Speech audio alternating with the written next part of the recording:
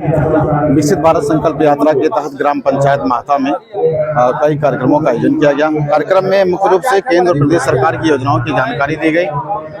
कार्यक्रम में बतौर मुख्य अतिथि शामिल रहे प्रधान संगठन के जिलाध्यक्ष डॉक्टर पवन मिश्रा के साथ ब्लॉक अध्यक्ष जफर आलम के सहित कई भारतीय जनता पार्टी के पदाधिकारी मौजूद रहे, जिन्होंने केंद्र और प्रदेश सरकार की योजनाओं के साथ राम मंदिर पर भी चर्चा की।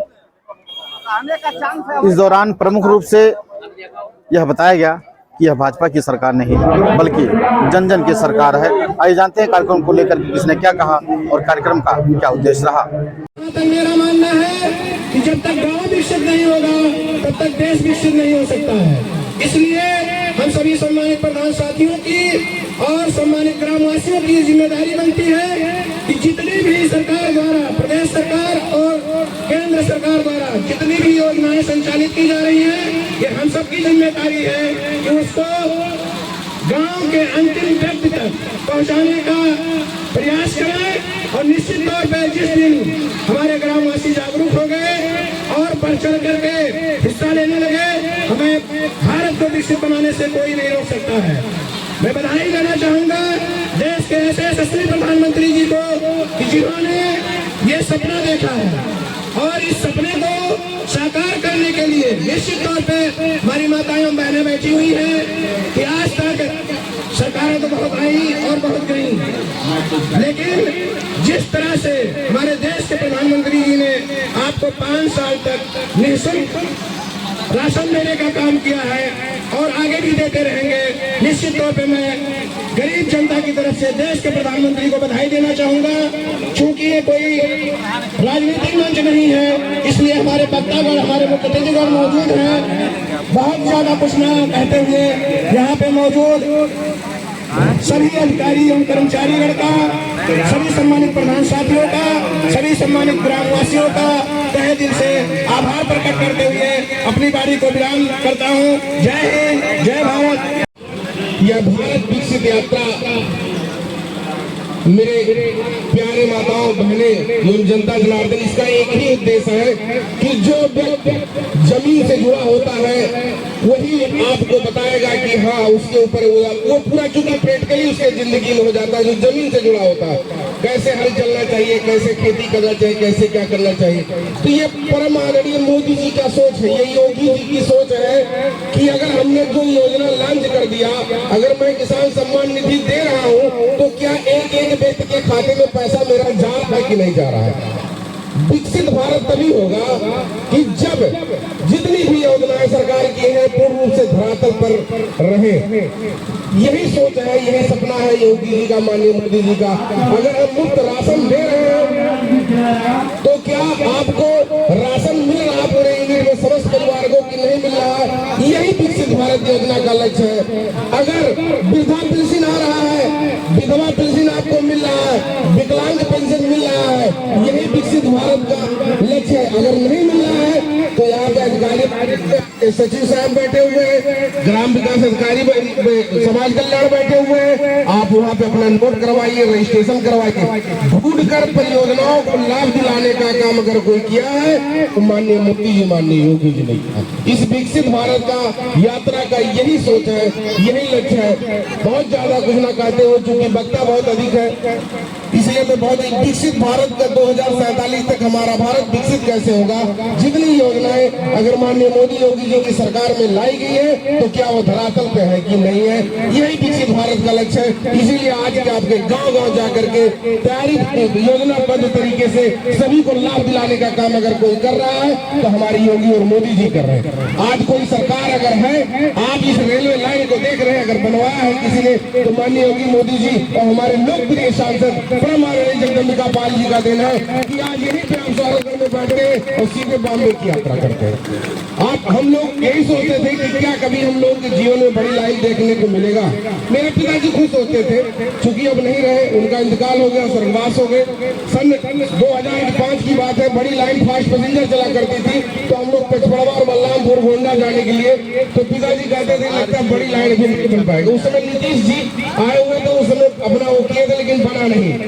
लेकिन आज अगर बना तो लोकप्रिय सांसद परम आदरणीय जगदम्बिका पाल जी की देन है कि नहीं, पहले हमारा गोंडा और ये लाइन चालू होना चाहिए, चिलिया बहराइच को रोको, पहले मेरा चिली है क्या नाम से आनंद नगर से और मेरा गोंडा चालू होना चाहिए। ये अगर कोई कर सकता है तो आदरणीय जगदम्बिका पाल जी, जितनी भी ट्रेनों पकड़ करके उन्होंने करवाया कि जो भी ट्रेनें चलेंगी यहाँ से चलेंगी, दिल्ली के लिए ट्रेन हो गई, आज बॉम्बे के लिए ट्रेन हो गई, अभी हाल ही में आप चलवाए चंडीगढ़ जाती है और बिहार मोतिहारी से चल करके और चंडीगढ़ लुधियाना होते हुए जाती है एक ट्रेन। हमको जानकारी नहीं था, मैं दिल्ली से आ रहा था, देखा यहाँ पे और स्टॉपेज उसका नौगढ़ में दिखा रहा था, तब हम पहली बार जाने कि अब चंडीगढ़ से भी डायरेक्ट हमारे यहाँ ट्रेन शनिवार को यहाँ पे पहुँचता है। तो अगर किसी की देन हुई तो ये अपने लोकप्रिय सांसद परम आदरणीय जगदम्बिका पाल जी का देन था। उन्होंने पहल किया, जाना जो जमीन से जुड़ा हुआ व्यक्ति होता है, जो खेती बाड़ी करके हल कर चला है, जो माँ का लाल जो जमीन से जुड़ा होता है, वो जान सकता है कि आपका दुख और आपकी सारी जो कमियां हो पूरा करने के लिए अगर आज योजनाबद्ध तरीके से सरकार तैयार है तो मेरे प्यारे माताएं, मेरे प्यारे भाइयों, आप सभी मिल करके अगर आप उसका लाभ नहीं पाते हैं तो एकदम लड़ाई लड़ करके अपने सचिव से, अपने प्रधान से कहिए कि हम पात्र हैं, तो आपको जरूर मिलेगा, चाहे वो आवास हो, चाहे वो वृद्धा पेंशन हो, चाहे वो विकलांग पेंशन हो, चाहे किसान सम्मान निधि हो। ये सब दिलाने का काम हमारा प्रधान संगठन उनको जोर शोर पर भारत विकसित यात्रा में हम तो जान रहे हैं कि हमारे लोकप्रिय जिला अध्यक्ष समस्त ग्राम पंचायतों में जा करके अगर आपको कोई दिक्कत है तो हम हैं, हमारे लोकप्रिय जिला अध्यक्ष प्रधान है, हमारे लोकप्रिय सचिव, आप किसी से अपनी शिकायत का दे सकते हैं कि हमको किसान सम्मान निधि नहीं मिल रहा है, हमारा रजिस्ट्रेशन करवा करके हमको लाभ दिलाने का काम करें। इन्हीं शब्दों के साथ मैं अपनी वाणी को विराम देता हूँ। जय हिंद, जय भारत। मित्रों, जिस तरीके से आपके यहाँ कोई घटना घट जाती है, किसी की शादी रहती है, ब्याह रहता है, यही प्रधान साथी हमारे कहीं लकड़ी की व्यवस्था करते हैं, कहीं कपड़े की व्यवस्था करते हैं, कहीं 100-200 रुपए अपने पास से देते हैं, इसका कोई हिसाब नहीं होता है, इसका कोई मानदेय नहीं होता है। मैं अपने प्रधान साथियों का धन्यवाद देना चाहता हूँ। मित्रों, जिस तरीके से हमारी सरकार काम कर रही है, नैयर जी हमारे साथी प्रधान हैं, यहाँ पे मौजूद है। पिछले दिनों भी यहाँ क्रिकेट का आयोजन था, जिस तरीके से क्रिकेट में इनका योगदान हमने देखा, अपने पास से पैसा खर्च कर रहे थे, तो इस तरीके से प्रधान साथी हमारे काम करते हैं। मित्रों, सरकार की सारी योजनाएं जो इस समय चल रही है, आप देख ही रहे हैं, पानी हो, बिजली हो, सड़क हो, ये 3 चीजें ऐसी हैं जो हर व्यक्ति के सार्वजनिक जीवन में, देश के आगे बढ़ने में इनकी अहम भूमिका होती है। गांव में अगर अच्छी रोड बन रही है, नेशनल हाईवेज बन रहे हैं, पानी की समस्याएं जो घर तक, हर घर तक पानी पहुंच रही है, बिजली पहुंच रही है, 14 से 18 घंटे हमारी सरकार बिजली देने का काम कर रही है, जल जीवन मिशन के अंतर्गत हर घर से जल पहुंचा रही है, सड़क पहुंचा रही है, तो पहले किसी सरकार में इस तरीके से इतनी अच्छी व्यवस्था नहीं थी, हमारी सरकार में यह व्यवस्था मिली है। हमारे सांसद माननीय जगदम्बिका पाल साहब के सख्त प्रयास से आप किसी सौरभगढ़ से बांधनी जाते होंगे, सौरभगढ़ से बस्ती जाते होंगे, गोरखपुर जाते होंगे, जितनी अच्छी रोड बनी हुई है या और किसी सरकार में नहीं, योगी जी और मोदी जी की सरकार में यह सड़क का जाल पूरे ऑल हिंदुस्तान में, हर जिले में, हर प्रदेश में चल रहा है। मित्रों, जल जीवन मिशन के अंतर्गत जिस तरीके से हर घर स्वच्छ जल पहुंचाया जा रहा है, पानी की टंकी हर गांव में बन रही है, हर गांव में काम चल रहा है, किसी सरकार में नहीं हुआ। स्वास्थ्य के क्षेत्र में आप देख रहे हैं, हमारे स्वास्थ्य कर्मी मौजूद हैं, आपका इलाज करने के लिए, आपके स्वास्थ्य का परीक्षण करने के लिए आपके बीच में आए हुए हैं। मित्रों, जिस तरीके से 5 लाख का आयुष्मान योजना के अंतर्गत उस गरीब व्यक्ति का आयुष्मान कार्ड बन रहा है, मित्रों किसी सरकार में नहीं हुआ। क्या समझिए, एक बीमा है, आप बीमार हुए, अपना कार्ड लगा दिए, इलाज चालू हो गया, या किसी सरकार में नहीं हुआ। यह आपके बारे में, अति पिछड़े, अति गरीब व्यक्ति के बारे में अगर किसी ने सोचा है तो हमारी सरकार ने सोचा है। पानी, बिजली, सड़क के साथ साथ पानी में सरकार आपको मुफ्त मुफ्त दे रही है, भोजन भी मुफ्त दे रही है। 80 करोड़ जनता राशन सरकार से ले रही है। पहले भुखमरी रहती थी, तमाम लोग गांव में भुखमरी से मर जाते थे, लेकिन हमारी सरकार राशन देने का काम कर रही है। अभी हमारे मित्र बता रहे थे कि तमाम ट्रेनें चल रही हैं, बहुत सारी ट्रेनें, छोटी लाइन से बड़ी लाइन आपके सांसद ने करवाया। इंटरसिटी सुबह लखनऊ जाती है, शाम को लखनऊ से सौरभगढ़ स्टेशन आ जाती है। आप मार्केट करके इलाज करवा के सौरभगढ़ पहुंच जाते हैं। यह आपके सांसद की देन है। बहुत सारी योजनाएं आज केंद्रीय विद्यालय नौगढ़ में बना हुआ है, आज पोस्ट ऑफिस बना हुआ है। हम लोग वीजा पासपोर्ट बनवाने के लिए गोरखपुर जाते थे, लखनऊ जाते थे, लेकिन आज यही बन रहा है। बहुत सारी योजनाएं चल रही है मित्रों हमारी सरकार की। हम बताएंगे तो सुबह से शाम हो जाएगा और ठंडक का समय है। हमारे बड़े भाई पवन मिश्रा जी बैठे हुए हैं, अभी इनका उद्बोधन बाकी है, आप लोग इनको भी सुनो। मैं अपनी बात सामने बैठी हुई पुनः एक बार, माताएं और बहनें, हमारी माताएं बैठी हुई है। आप सोचिए वह समय, हमारी भी बहनें हैं, माँ है, परिवार आप लोग हैं। हम लोग घर से बाहर, हमारी माताएं शौच के लिए जाती थी, लेकिन योगी जी और मोदी जी की सरकार ने हर घर शौचालय देने का काम किया, हर घर बनवाने का काम किया है। जिसका नहीं बना होगा वो नोट करवाएगा, उसका भी बनेगा। किसी ने नहीं सोचा आपके बारे में। आप लकड़ी से खाना बनाती थी, आपका हाथ खराब हो जाता था, चश्मा लगता था, लेकिन आपकी सरकार ने निःशुल्क सिलेंडर दिया, गैस सिलेंडर दिया, घर घर गैस सिलेंडर पहुंचाया जा रहा है। पूरे दिन हम लाइन लगाए रहते थे, लाठियां चल जाती थी गैस सिलेंडर लेने के लिए। वह भी समय याद कीजिए, आवाज का भी समय याद कीजिए। पिछले सरकारों में 1 हफ्ते बिजली दिन में आती थी, 1 हफ्ते बिजली रात में आती थी। हमारे किसान भाई खेत सींचने के लिए खेतों में इंतजार करते थे, 12 बजे, 2 बजे, 3 बजे बिजली आए, कोई ठिकाना नहीं रहता था। लेकिन आज हमारी सरकार 14 से 18 घंटे बिजली देने का काम कर रही है। मित्रों बहुत सारी योजनाएं सरकार की है। पुनः एक बार अपने प्रधान साथियों का, सामने बैठी हुई माताओं और बहनों का, मंच पे उपस्थित प्रधान संघ के जिला अध्यक्ष बड़े भाई पवन मिश्रा जी का, आप सबका धन्यवाद ज्ञापित करते हुए अपनी बात यही खत्म करता हूँ। जय हिंद, जय भारत। ग्राम पंचायतों में जा रही है। आप सभी लोग जानना चाहते होंगे कि आज के इस कार्यक्रम में क्या होना है। आज के आपके इस कार्यक्रम में भारत सरकार द्वारा और उत्तर प्रदेश की सरकार द्वारा सभी अधिकारियों को, सभी विभागों को ये निर्देश दिया गया है कि जितनी भी जन कल्याणकारी योजनाएं चाहे भारत सरकार से चलाई जा रही हो, चाहे उत्तर प्रदेश से सरकार से चलाई जा रही हो, उन सभी का काउंटर महापा के ग्राम पंचायत में लगे और उस काउंटर पर जिनका पेंशन अभी तक नहीं बना है, ऐसे बुजुर्ग जिनकी उम्र 60 साल हो गई है, वो अपना पेंशन आज यहाँ नाम लिखवा के बनवा सकते हैं। इसी तरह विधवा पेंशन, विकलांग पेंशन अगर किसी का नहीं बना है, किसी माता का विधवा पेंशन नहीं बना है, कोई भाई विकलांग है नहीं पेंशन बना है, तो आज आप अपने पंचायत सहायक शीतल कुमारी के पास या इस गांव के रोजगार सहयोग के पास आप अपना नाम अगर नोट कराएंगे तो आपके नाम का सत्यापन करने फिर आपके गांव में अधिकारी आएंगे और आपको पेंशन का लाभ दिया जाएगा। मैं आपको बताना चाहता हूं, अगर कोई बुजुर्ग 60 साल से अधिक की उम्र का है और वृद्धा पेंशन पाता है और उनकी पत्नी भी 60 साल से अधिक की उम्र की है, तो उनका भी अब वृद्धा पेंशन बन जाएगा।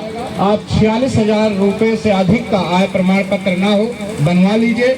अपना आधार कार्ड, बैंक पासबुक लेकर किसी भी कंप्यूटर के दुकान पर ऑनलाइन करा के उसकी रसीद आप अपने ग्राम प्रधान प्रतिनिधि श्री नैयर जी को दे देंगे, रिपोर्ट लग जाएगा, आपका पैसा आ जाएगा। आपके प्रधान ने काफी संघर्ष किया है आपके माता के विकास के लिए, अक्सर ब्लॉक पर लड़कर कुछ न कुछ बजट अपने गांव के भलाई के लिए लाते रहते हैं, लेकिन फिर भी अगर अभी भी किसी को आवास न मिला हो या एक कमरे का पक्का मकान हो, 3-4 लोग उस घर में रहते हो, तो आप अपना बैंक पासबुक और आधार कार्ड तैयार रखिएगा।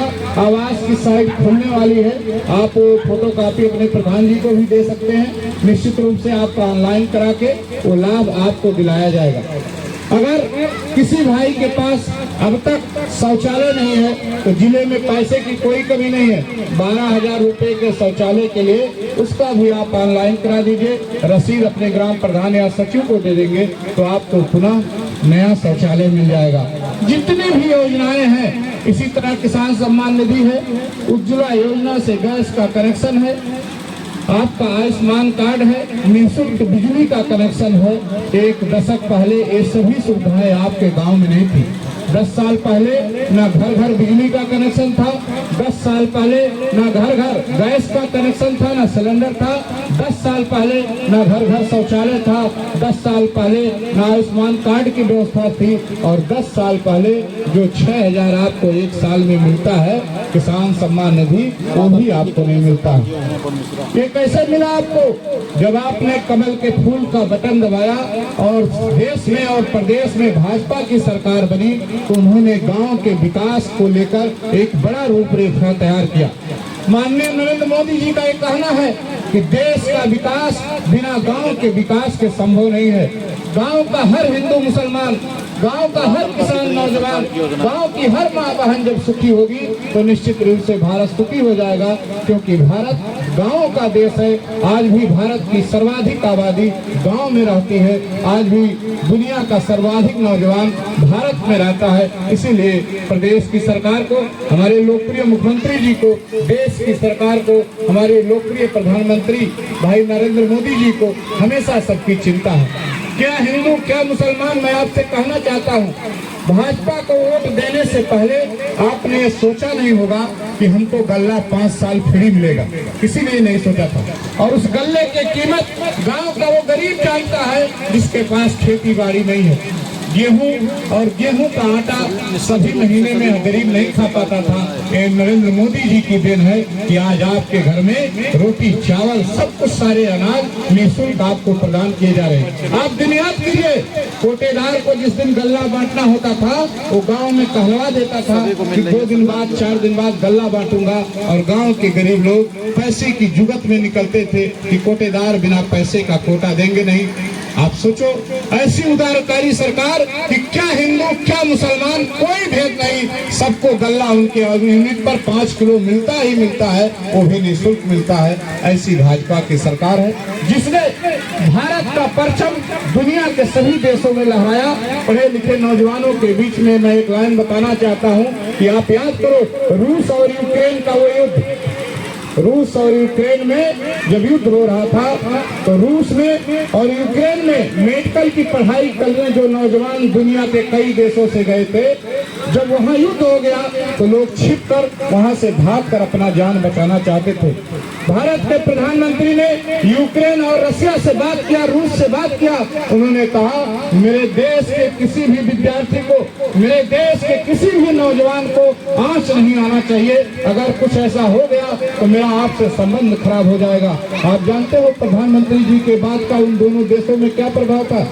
दोनों देशों के नेताओं ने वादा किया कि प्रधानमंत्री जी, आदरणीय नरेंद्र मोदी जी, आपकी बात का पूरा सम्मान होगा, और जो भी विद्यार्थी हाथ में भारत का तिरंगा लेकर चलेगा उसके ऊपर न मेरी पुलिस फायरिंग करेगी, न मेरी सेना उस पर हमला करेगी। और दुनिया के नेपाल, पाकिस्तान, अफगानिस्तान, भूटान जैसे अनगिनत देश भारत के तिरंगे को लेकर वहाँ के नौजवान, वहाँ के मेडिकल के छात्र निकले, और दोनों देशों में किसी भी सेना ने उन पर न तो फायरिंग किया, बाइज्जत उन्हें एयरपोर्ट पर लाकर भारत भेजा गया। भारत का ऐसा समय, ऐसा रुतबा इस समय दुनिया में है। आप जानो, सोशल मीडिया के साथी जानते हैं कि दुनिया का सबसे लोकप्रिय नेता कौन है? आप सभी लोग कहेंगे कि डॉक्टर नरेंद्र मोदी जी, श्री नरेंद्र मोदी जी हैं, नरेंद्र दामोदर मोदी जी हैं। ऐसी व्यवस्था आपके वोट की बदौलत हुई है। क्या हिंदू के काम हो, क्या मुस्लिमों के काम हो, सरकार ने कोई भेदभाव नहीं दिए। और मैं दावे के साथ कह सकता हूँ, जो लाभ हिंदुओं का हुआ है उससे ज्यादा लाभ मुस्लिम भाइयों का हुआ है। गल्ले का मामला हो, पेंशन का मामला हो, आयुष्मान कार्ड का मामला हो, मृदा परीक्षण हो, खेत का आप उज्ज्वला योजना का बात हो, ये सब लाभ आप सभी को मिला है। तो यहाँ बैठे हर हिंदू मुसलमान भाइयों से कहना चाहता हूँ, राजा का धर्म है कि प्रजा को सुखी रखे, और नरेंद्र मोदी जैसा चक्रवर्ती राजा अगर आपने बनाया है तो उन्होंने सभी योजनाएं अगर महत्ता के लिए भेजी है तो उस लाभ को पूरा कीजिए। और आने वाले 2024 में आप पुनः आदरणीय नरेंद्र मोदी जी की सरकार बनाए और सभी योजनाओं का लाभ लीजिए। और मैं यहाँ बैठे हिंदू भाइयों बहनों माताओं से एक अंतिम बात कह के अपनी बात को खत्म करूंगा। आने वाले 22 जनवरी को भगवान श्री राम जी का प्राण प्रतिष्ठा उनके नए महल में अयोध्या में होना है। आपके घरों में पूजित अक्षत जिसे हम लोग दल कहते हैं आपके घर घर बांटा जाएगा। आपके प्रधान जी के सहयोग से, चंद्रशेखर जी के सहयोग से, धर्मेंद्र बाबा के सहयोग से, आपके पंचायत सहायक के सहयोग से और भगवान राम के अयोध्या नगरी में पधारने का आप सभी को भगवान राम के मंदिर का छपा एक आमंत्रण भी दिया जाएगा। तो 22 तारीख को क्योंकि दुनिया के कई नेता, देश के कई संत महंत अयोध्या इकट्ठा हो रहे हैं, 22 तारीख को नहीं 22 के बाद आप सभी लोग आइए, एक बार पुनः अपने अयोध्या को देखिए।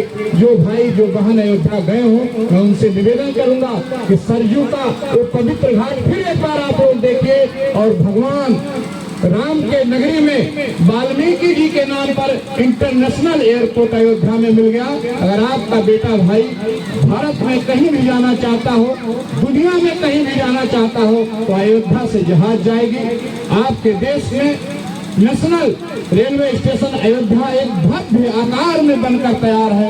आप अयोध्या से भारत के किसी कोने में यात्रा कर सकते हैं। ऐसी उदार सरकार जो सभी धर्मों का सम्मान करती हो, ऐसी उदार सरकार जो हर किसान, हिंदू, मुसलमान, नौजवान के लिए कार्य करती हो, उसका साथ हम सभी को नहीं छोड़ना चाहिए। और आने वाले दिनों में कमल के फूल का बटन दबाकर भारत को देश के प्रधानमंत्री ने, मुख्यमंत्री ने जिस तरह 2047 तक विकसित बनाने का संकल्प लिया है, उस तरह हम सभी हिंदू मुसलमान भाई कमल के फूल का बटन दबाकर भाजपा के केंद्र की सरकार बनाए और 2047 तक भारत दुनिया का सर्वशक्तिमान देश बने, ऐसी मेरी कामना है। आप सभी से ही निवेदन है। बहुत बहुत धन्यवाद। हम लोग अगर किसी ने काम किया तो प्रधान संघ के जिलाध्यक्ष श्री पवन मिश्रा जी ने, ग्राम प्रधान प्रतिनिधि शोभाग्रही जो दहीकरा के प्रधान प्रतिनिधि हैं, बहनी बार लगता है, उनके खिलाफ 307 का धारा फर्जी मुकदमा में भ्रष्ट श्री छत्रपाल सिंह ने लिखा। लेकिन धरना प्रदर्शन के माध्यम से जो भी सोए हुए कार्य थे उनको जगाने का काम अगर किसी ने किया तो प्रधान संघ के जिलाध्यक्ष श्री पवन मिश्रा जी ने जगा करके और उनका भी नाम निकलवाने का काम अगर किसी ने किया तो आदरणीय पवन मिश्रा जी ने किया। प्रधान संघ के जिलाध्यक्ष चंपापुर के ग्राम प्रधान लौकन जी के ऊपर, उनके भतीजे के ऊपर फर्जी मुकदमा लिख गया था। आदरणीय पवन मिश्रा जी ने अधिकारियों से बात करके उनका भी नाम निकलवाने का काम किया गया। तो प्रधान संगठन हमेशा देवतुल जनता की लड़ाई लड़ता है, हमेशा एक पैर पर चट्टान की तरह खड़ा रहता है। आपके लोकप्रिय ग्राम प्रधान आसिम नैयर जी, कोई कुछ भी कहे, लेकिन अगर आसिम नैयर जी लगातार ग्राम पंचायत महता की देवतुल जनता का सेवा नहीं करते, अगर उनके साथ चट्टान की तरह खड़े नहीं रहते तो आज ये मंच नहीं लगवा पाते, आज वो कहीं रोड पर होते। लेकिन ग्राम पंचायत महता की देवतुल जनता ने आशीर्वाद दे रखा है और आशीर्वाद दे भी दिया है। ग्राम पंचायत महता की देवतुल जनता यही हमेशा कहती है कि जब तक आसिम नैयर जी उनका परिवार है तो वो हमारा प्रधान है। ऐसे प्रधान का फिर कैसे स्वागत है, वंदन है, अभिनंदन है। और लोकप्रिय सांसद श्री जगदम्बिका पाल जी के मार्गदर्शन में हमेशा प्रधान संगठन की हितैषी की बात, उनके रक्षा की बात अगर कोई करता है जिले में तो एक नेता है, उसका नाम है लोकप्रिय सांसद श्री जगदम्बिका पाल जी। अब ज्यादा समय न लेते हुए कार्यक्रम के मुकद्दिम आदरणीय श्री पवन मिश्रा जी से निवेदन करता हूं कि आप आए, ग्राम पंचायत महता की देवतुल जनता को संबोधित करने की कृपा करें। विकसित भारत संकल्प यात्रा का पड़ाव आज महता में पहुंचा है। यहाँ सरकार की कौन कौन सी योजनाओं की जानकारी लोगों को दी गई, कार्यक्रम का क्या उद्देश्य रहा? ये आज विकसित भारत संकल्प यात्रा का विकास खंड सोरठगढ़ का 22वां दिन है। 22वें दिन के प्रथम पायली में आज हम सभी लोग ग्राम पंचायत महता में हैं। ग्राम पंचायत महता के इस भव्य कार्यक्रम में यहाँ उपस्थित सभी अधिकारियों कर्मचारियों ने सरकार की तमाम लोक कल्याणकारी योजनाओं का जानकारी आम जनमानस को दिया, जिसमें वृद्धा विधवा पेंशन, प्रधानमंत्री आवास, किसान सम्मान निधि, उज्ज्वला योजना, मृदा परीक्षण सहित स्वच्छ भारत मिशन से व्यक्तिगत शौचालय, मनरेगा की योजनाओं की विधिवत जानकारी दी गई। इन सभी योजनाओं से आच्छादित सभी लोगों ने माननीय प्रधानमंत्री जी का, माननीय मुख्यमंत्री जी का धन्यवाद ज्ञापित किया और छूटे हुए लाभार्थी जिनकी उम्र अभी 60 साल हुई है, उन सभी का नाम पंजीयन कराया गया है। उन सभी का फिर से नया पेंशन बनाया जाएगा। आप अपने मंच पर अक्सर ये कहते हैं कि अब पति पत्नी दोनों को, जिनका 60 साल उम्र हो गया है, दोनों को योजना का लाभ मिलेगा। इसको लेकर आप क्या कहेंगे? जी, आप पति पत्नी दोनों का उत्तर प्रदेश सरकार द्वारा अगर दोनों लोग 60 साल से अधिक की उम्र में आधार कार्ड में, परिवार रजिस्टर में या पहचान पत्र में है, तो उन दोनों को एक 1000 रुपए का सहायता अनुदान किया जाएगा। जैसा पेंशन ये लोग पा रहे थे, अभी तक केवल एक व्यक्ति पा रहा था, पति या पत्नी। अब पत्नी दोनों को इस योजना का पूरा लाभ दिया जा रहा है। निश्चित रूप से भारत सरकार ने, प्रदेश सरकार ने गांव के वासियों के लिए, हर हिंदू मुसलमान के लिए, किसान नौजवान के लिए खजाना खोल दिया है। किसी न किसी प्रकार सबके खाते में कुछ ना कुछ पैसा आ रहा है, जो उनकी गाढ़ी कमाई के साथ साथ उनके आए, उनके बुरे समय में वो पैसा काम कर रहा है। तो क्या ये माना जाए कि यह भाजपा की सरकार नहीं बल्कि जन जन की सरकार है? जी, ये जन जन मान रहा है। मेरी कहानी, मेरी जुबानी में एक एक पुरुष, एक एक महिला ये मान रहे हैं कि आदरणीय योगी जी, आदरणीय मोदी जी जब से आए हैं, तब से गांव की सूरत बदली है, ग्रामीणों की सूरत बदली है, हर हिंदू मुसलमान की सूरत बदली है, हर किसान नौजवान की सूरत बदली है, सबको रोजगार मिल रहा है, सभी सुखी हैं। इसीलिए आदरणीय नरेंद्र मोदी जी ने आह्वान किया है कि 2047 तक भारत का दुनिया का सबसे सर्वशक्तिमान देश बनेगा। उसमें हम सभी देशवासियों का सहयोग रहेगा। बहुत बहुत धन्यवाद। आज हम लोग एक ऐसा शपथ लेंगे, कोई धार्मिक शपथ नहीं है, डरिए मत।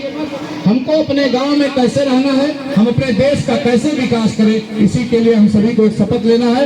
आप सभी लोग मेरी बात से अपनी बात को दोहराएं। बोलिए भारत माता की।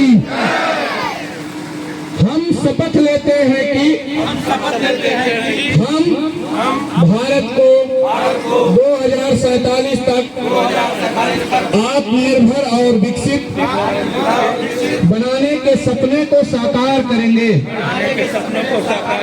हम गुलामी की मानसिकता को जड़ से उखाड़ फेंकेंगे। हम देश की समृद्ध विरासत पर गर्व करेंगे। हम भारत की एकता को सुदृढ़ करेंगे और देश की रक्षा करने वालों का सम्मान करेंगे। हम देश का नागरिक होने का कर्तव्य निभाएंगे। बहुत बहुत धन्यवाद। आप सभी लोग अपने स्थान पर बैठ जाएं। दिया गया है। अब मैं ज्ञानमती जी से, कमली जी से 5 लाख रुपए का उपचार इसका आसिम नैयर जी से निवेदन करता हूं